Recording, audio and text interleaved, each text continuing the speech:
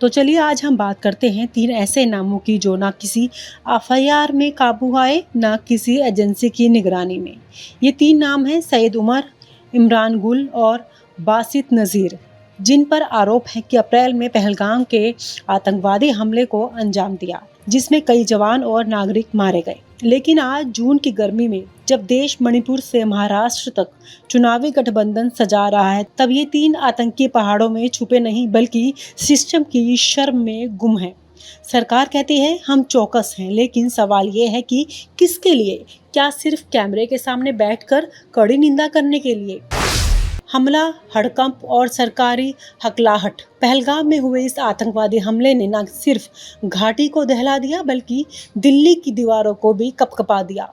हालांकि प्रधानमंत्री जी ने अगले ही दिन ट्वीट किया, कड़ी निंदा करता हूं, दोषियों को बख्शा नहीं जाएगा। लेकिन जैसे ही मीडिया का कैमरा घूम गया, कड़ी निंदा से कड़ी नींद में बदल गई सरकार। एनआईए ने जांच शुरू की, आईबी ने फाइलें खोली, आरडब्ल्यूए ने खुफिया इनपुट भेजे और फिर सब ने हाथ जोड़े और कहा अभी कुछ नहीं कह सकते। 3 महीने, 3 बयान, लेकिन एक भी गिरफ्तार नहीं। सरकार की तरफ से 3 अलग अलग बयान आए। पहले कहा गया हम आतंकियों के बहुत करीब हैं। दूसरे बयान में कहा हमने उन्हें ट्रैक पर लिया है। तीसरे बयान में हम इंटरनेशनल सहयोग से काम कर रहे हैं। और फिर क्या हुआ? वो 3 आतंकी आज भी खुलेआम घूम रहे हैं, जैसे कानून उनके लिए कोई शादी का कार्ड हो। देखकर मुस्कुराकर नजरअंदाज कर दो। मगर हाँ, 3 बार विदेश मंत्री ने यूएनएससी में जाकर भाषण दे दिया, India is a victim of terrorism.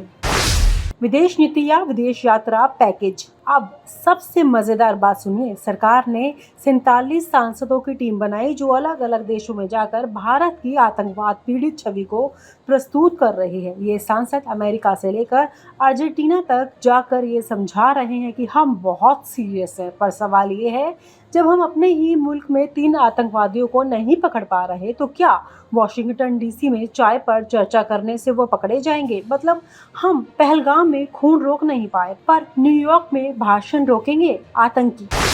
Operation lip service. खुफिया एजेंसियों को भी लोकेशन मिली, उस पर कार्यवाही करने के नाम पर सिर्फ 2 ड्रोन उड़ाए गए। और जो भी जिस दिन प्रेस कॉन्फ्रेंस थी, आर्मी ने कहा हम तैयार हैं, बीएसएफ ने कहा हम घेराबंदी कर रहे हैं, सीआरपीएफ ने कहा हम निगरानी कर रहे हैं। लेकिन आम जनता ने कहा भाई आतंकवादी पकड़ रहे हो या यूट्यूब ब्लॉग बना रहे हो। जब सुरक्षा बलों से पूछो कि बासित नज़ीर कहाँ हैं तो जवाब मिलता है सीमा पार चला गया होगा। अरे भाई, उनके साथ पासपोर्ट किसने भेजा?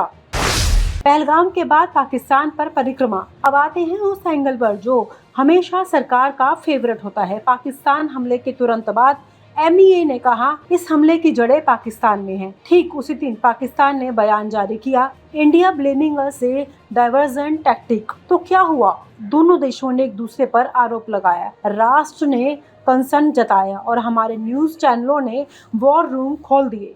लेकिन तीनों आतंकी अभी भी हवा में वेटिंग लिस्ट पर हैं। पकड़े गए लेकिन अगली सरकार में।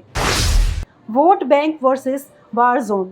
जब देश में आतंकी पकड़े नहीं जा रहे तो क्या हुआ? हमारे नेता इन आतंकियों को चुनावी भाषणों में अगली बार खत्म कर देंगे कि झांकी में डाल देंगे। लोकसभा में इस मुद्दे पर कोई बहस नहीं होती क्योंकि उसमें तो विकास की छवि बिगड़ सकती है। हाँ, एक सांसद ने जरूर कहा ये राष्ट्रीय सुरक्षा का मुद्दा है, तो पार्टी ने उन्हें तुरंत विदेश यात्रा पर भेज दिया।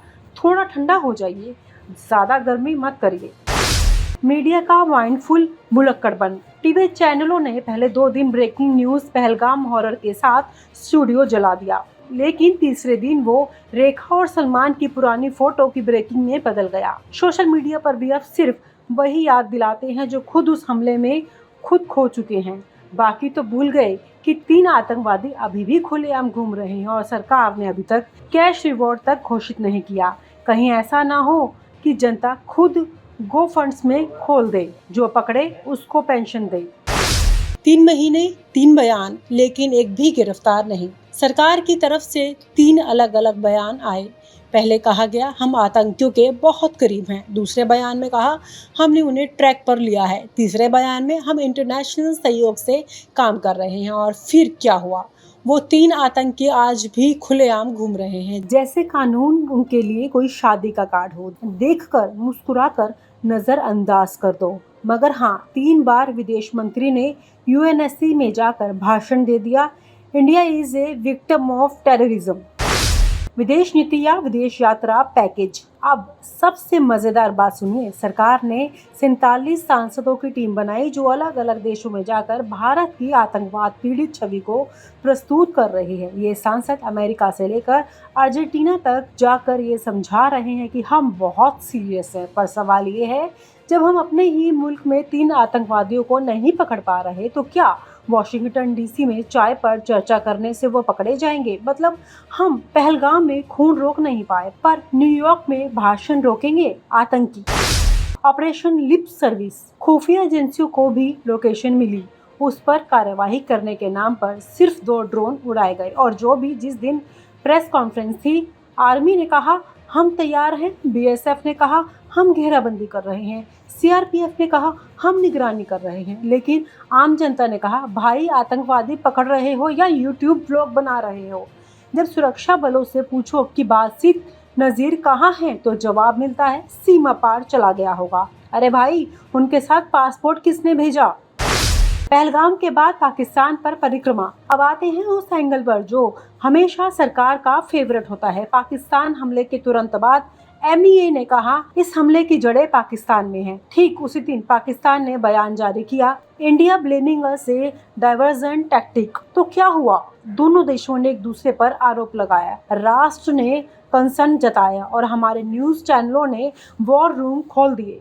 लेकिन तीनों आतंकी अभी भी हवा में वेटिंग लिस्ट पर हैं। पकड़े गए लेकिन अगली सरकार में। आतंकी फ्री एजेंसियां बिजी।